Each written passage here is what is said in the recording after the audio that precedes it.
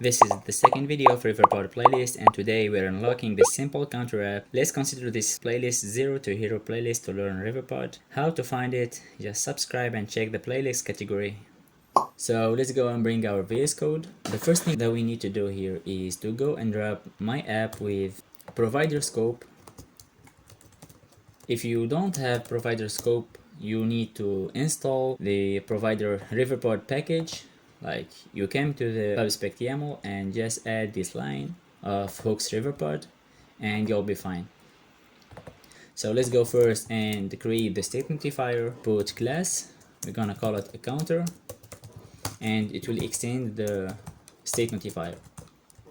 Now we're gonna call the super class, the super constructor. It will be in this format. Super, we're gonna have as initial value is 0, and we're gonna create this method which is called increment. This increment function will add to the state a value of 1, so we're gonna put state plus 1. We'll be having like an exercise at the end of this video, so focus on the fundamental first. So after creating the state notifier, let's go and call the state notifier provider, which will use the state notifier, and we're gonna call it a counter provider, and it will return like this class of counter. The type of the state notifier will be this class, so it's gonna be C and integer.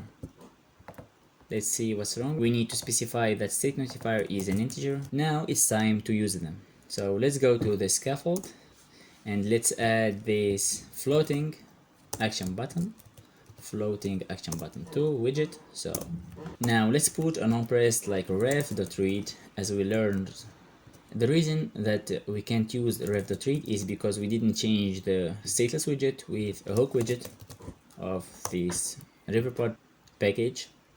Now let's go and add widget ref, and now we can use ref.read as we learned from the previous video. So let's call the counter provider and let's access the method increment with notifier. We need to learn to use the documentation, so let's go to notifier. So notifier obtains the state notifier associated with the provider without listening to the state change, because we don't need to know about the state of this counter here, but what we need to do here is to invoke the method of the state notifier, which is increment. So the notifier access the method in this state notifier. So let's go here and access it with increment. Now let's save that, and as you can see we have this floating button action, but it doesn't do anything. Let's change this text first. In order to use the state notifier, we need to wrap this text widget with a consumer widget. This consumer widget, we're gonna copy this text first, because this consumer widget will need a builder. Inside the builder we will return this text, and we need to delete this const. Let's go now and use the ref. And the question that people ask usually is why we need this widget ref while we having a widget ref in the build method. Is because we don't really need to rebuild this whole scaffold widget. Imagine that this widget have like Android like 100 or 200 widgets. It builds the whole widget, and we don't need that. We only need to rebuild this text widget. So it's like a tip for good performance of the app. Change this hello world with the ref.watch, and we're gonna do our provider here, which is gonna be counter provider, and we don't need to do .notifier because .notifier will access the method. So let's go and change that to a toString. Let's save that right now, and now we're having a 0 as initial value as we put it right here. So if we click on the button, it will change.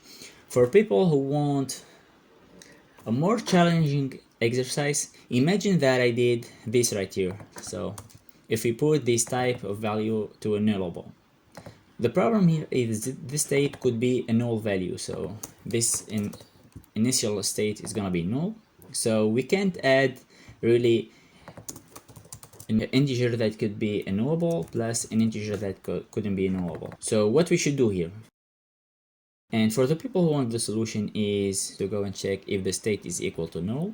So let's check that first.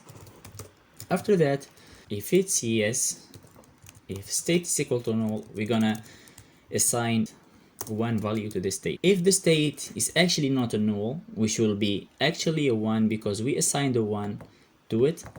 So the state will hold a state plus one. We'll have a little problem here is we're gonna assure that the state will actually not be a null in our case because we already assigned a one for it. So we're gonna put this null check, which means like this state will never be a null. Now let's go and change in our state notifier provider the type of our class, which is, let's save that and restart our application. As you can see, the initial value is a null, and if we click on it, it will have a value of 1 as we did.